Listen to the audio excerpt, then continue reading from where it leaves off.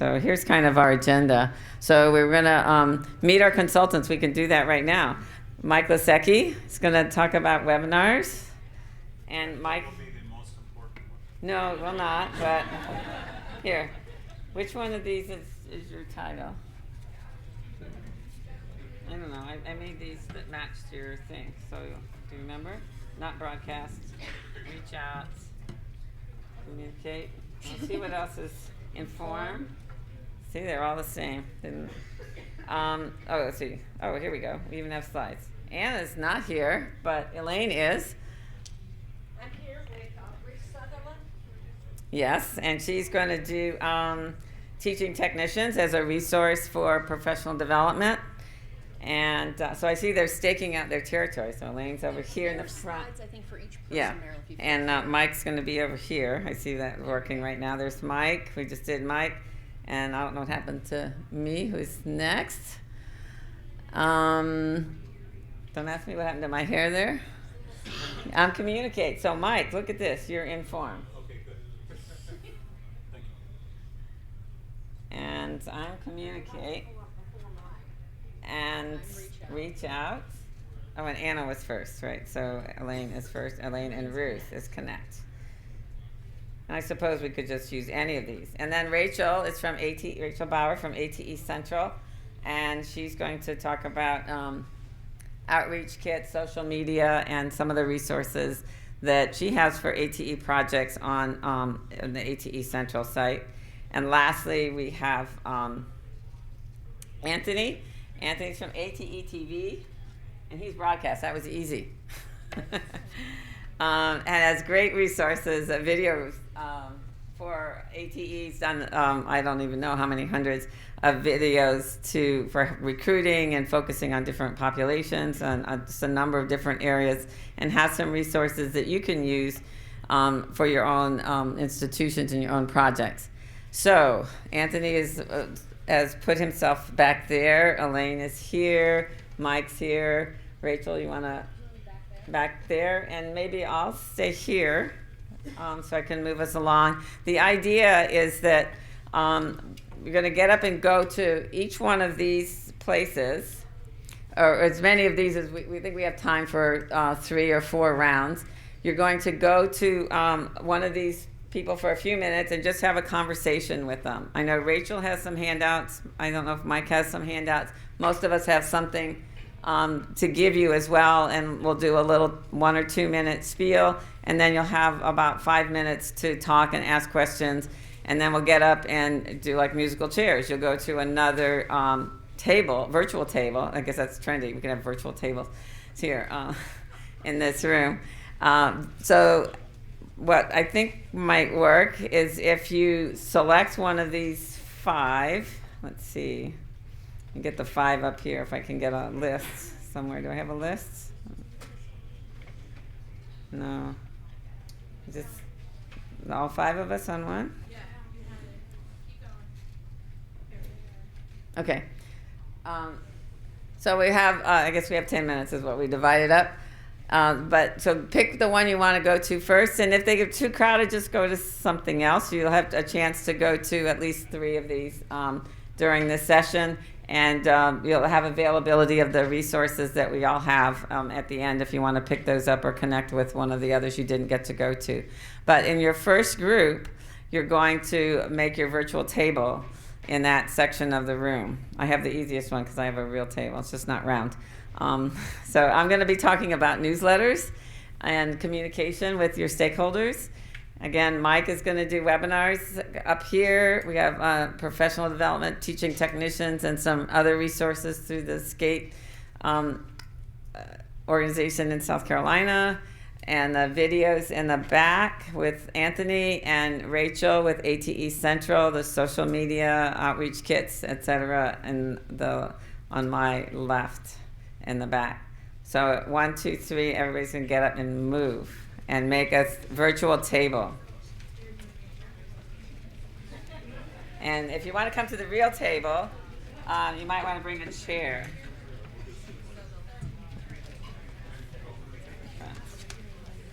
Oh, I forgot to say again, I'm going to do newsletters.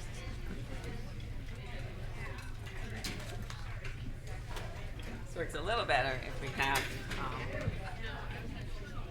a facilitator, but we don't. So I can let's see, put this here. I think it's okay. So I also have to watch the clock. I think we'll do like 7 minutes, so I can do an easy number instead of 10. How are those table buildings going? Good? Looks good. You guys are good. You have a good table. Okay. All right, so let's. Oh, I don't really want to broadcast this. It must be off.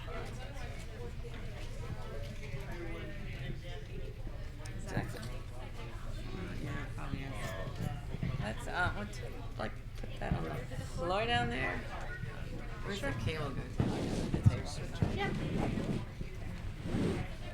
All right. So the first thing,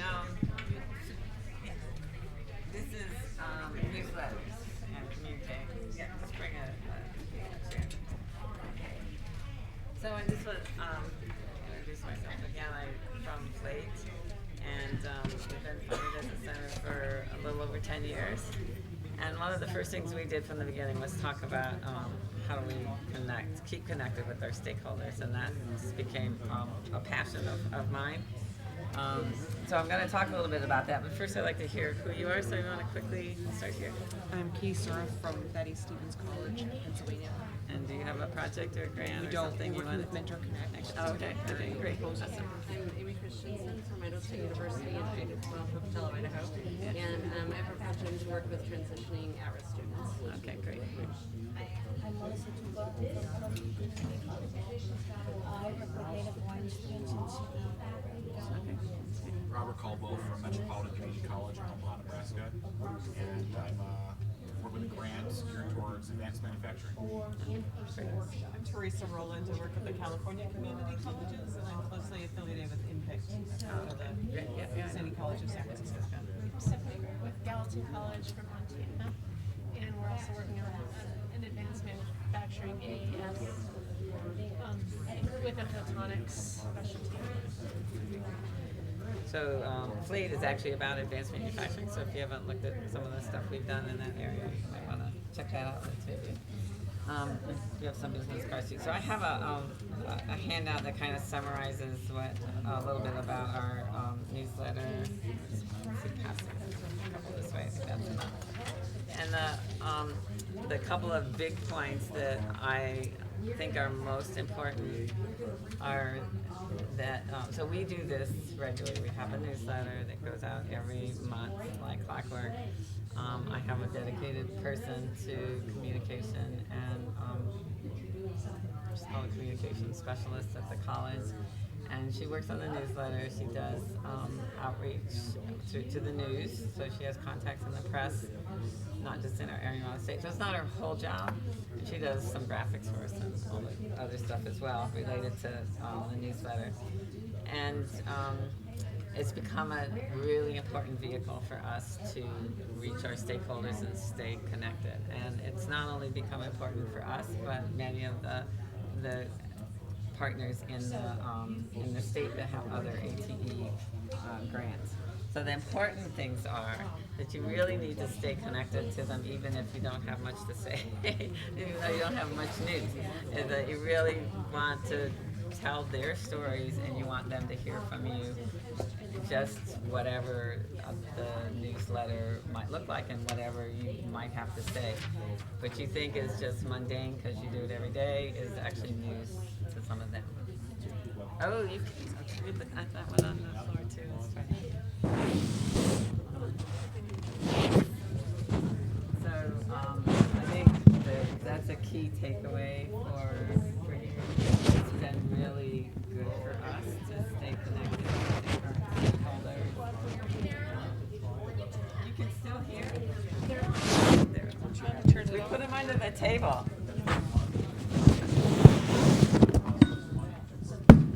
I can't figure it out. It seems like a. Do you see the? Oh, there we go. Just pull the cord out. There we go. Full switch. Yeah, whatever. Okay.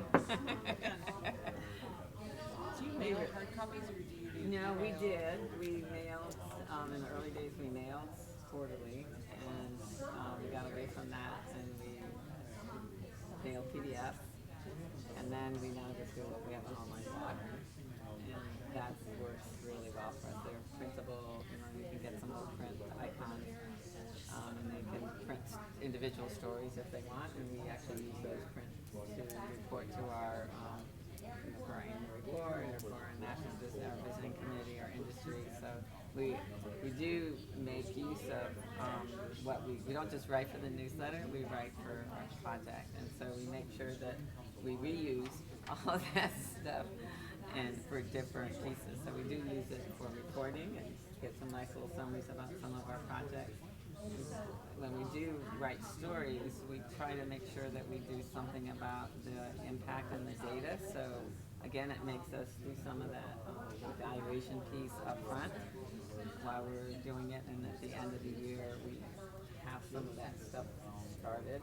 At least I can't say it's always ready and done, but we have it started. So it's a good vehicle for us for exposure, and it's a really great vehicle for us for managing our project and our center in this case. And we've become better at it. We didn't always do that. We started, the newsletter was over here, and we were writing stories, and we were doing our evaluation and summaries over here. And one day we woke up and we thought, oh my God, this is the same stuff. Didn't I just write this? So And the monthly, that timing of that is probably the right frequency too. yeah, it's good. It Take doesn't chunks of. bother too many people, and I just mean in reflecting yeah, on your right, own performance yeah, and then pushing yeah, out whatever you yes, want to exactly. Yeah. And we try really hard to be fair to all of our partners, and so we think we have industry partners, we have educator partners, we have some other kinds of partners, and we try to make sure that we have something to say for each of them that may be particularly interesting for each of them. We also try to do the whole do stories for the state or statewide organizations. So we look to highlight some of our partners' activities and successes that are related to manufacturing. So for projects, I mean, a newsletter can be a really big thing. And the big thing about the newsletter, it's a production. You gotta make it even the online thing, which isn't near as bad as a hard copy. But there's simple ways you can do it with just an email with, 3 or 4 bullets. Here's an update here's our monthly update on our project, and this is what we're doing. Maybe it's a link to a news story. Maybe it's a link to something new on your webpage.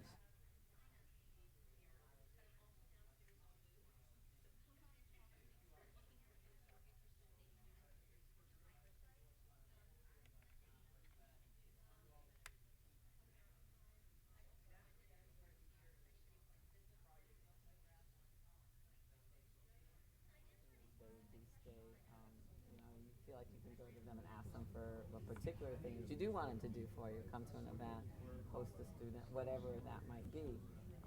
But keeping that, you don't have to feel like, I haven't heard from them in a long time, so do I really want to go ask them a question? So I'm going to stop there because we're about out of time. Does anybody have any particular questions? I have a real burning question. How stay connected? So the newsletter is an investment, right? You've got personnel and time. How do you know that it's bringing back to you that connection? Because people tell us. We do make an effort to email the people whose stories are in there to showcase it so they can use it themselves as part of their own dissemination. So that's been a good model for us.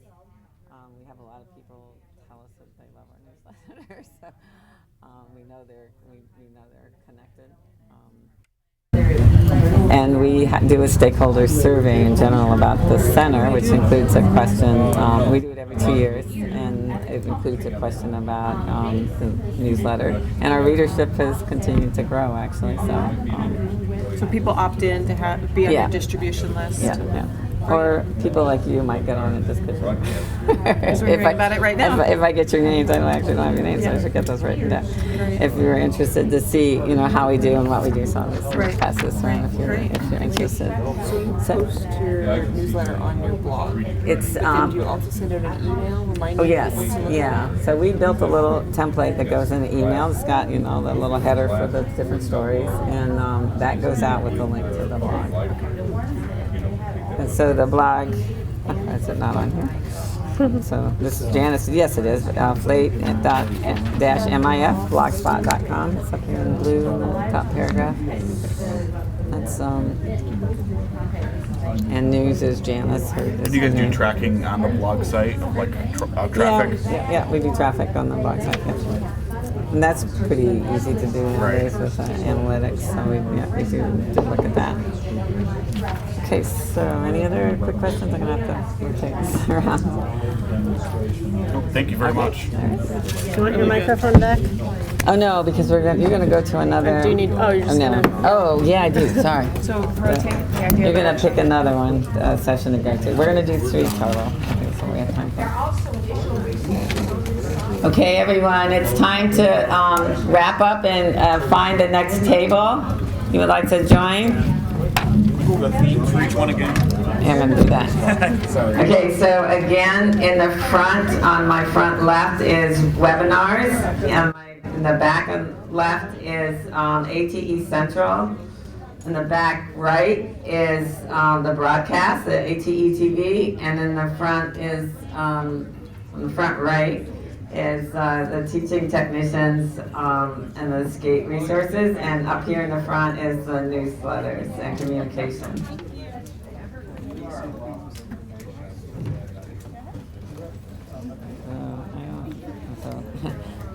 Great job being creative.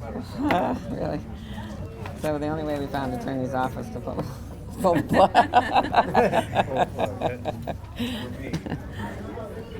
Okay. All right. Hey, you did such a good job creating virtual tables. We actually have. I know. This one just came up, right? It just appeared. Come on in.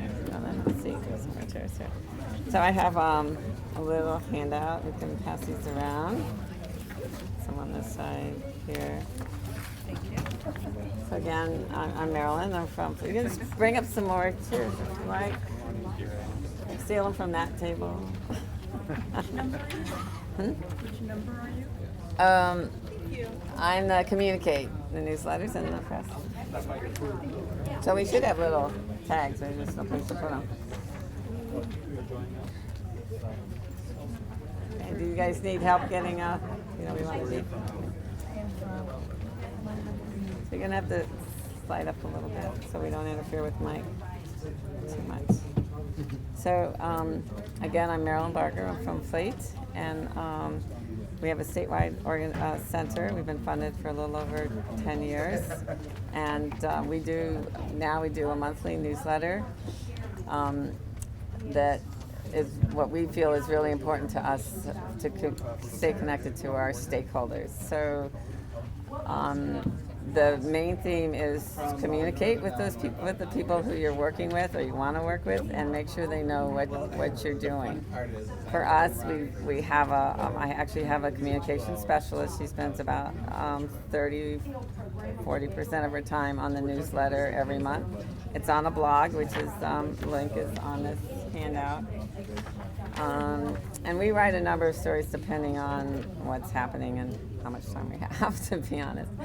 But the important thing for you, because a newsletter is a big production and a lot of situations, it's much more than you need or will have resources to do with small projects. The important piece is that you communicate regularly with your stakeholders, the educators, the industry partners, the administrators, whoever is out there. It's just really important that you stay connected with them with some updates. So the full-blown newsletter is nice if you can do it, however often you can do it, but a simple regular email to that whole list with some little tiny stories, a link to a new thing on your website, a news article that came out about an event you had, a new person that's part of your group or a new partner. There's all kinds of things that happen that you think are part of your everyday life that they don't know anything about. So you have to learn to look for news, and that's kind of some of the tips down here. You have to make news part of your everyday activities and think of things as it is new for you because now you're trying to figure out how to hire somebody or whatever it is, but it's new to your stakeholders. So again, that's I think is a really important piece for people that are starting projects or getting more involved with a project that's either NSF funded or whoever is funding it, because you've got all these external partners that you need to keep invested, so that when you do really need them for something, you're comfortable to go ask them. They won't say, well, who are you? I signed up for that 2 years ago. I haven't heard from you since then. Don't be offended when they say, take me, I don't want to get your updates, but they don't do that very often. So I just really highly recommend that you do a kind of a news thing, however it is however it looks for you.